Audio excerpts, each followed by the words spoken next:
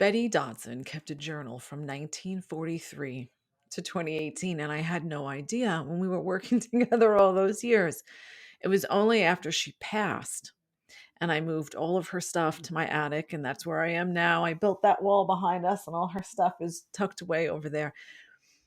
I found them in a box, and I would open them and read them in between client sessions. And what was so wonderful was to see her journey and her transformation, because she didn't start as Betty Dodson.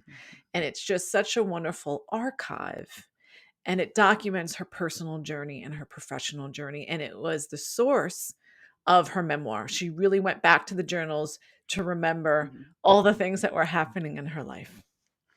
She didn't start out being Betty Dodson, right? And I know, Mhm. Carlin, from some of the things that you've told me, you can see her working out problems, working through experiences in her life, developing body sex.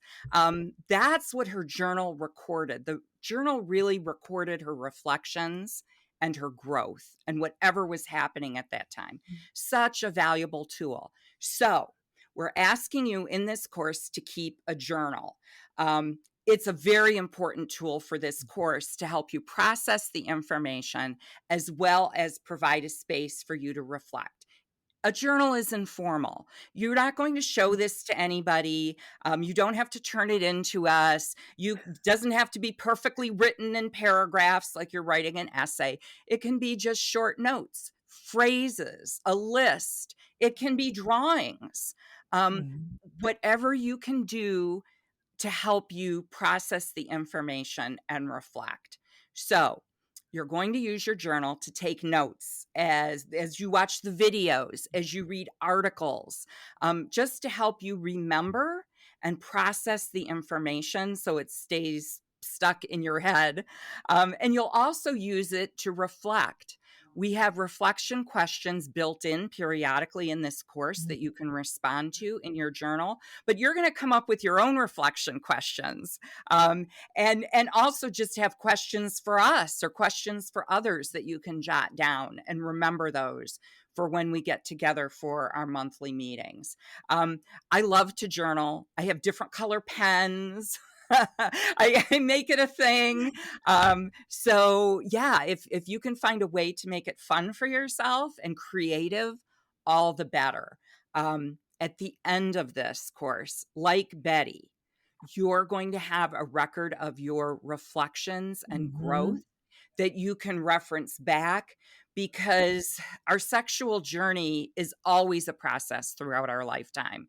And this will be a time capsule for you as you go through the body sex experience. When I look at Betty's journals, there are pages where she was having these kind of epiphanies and breakthroughs. Mhm. And there are a couple that are my favorites, and I read them all the time.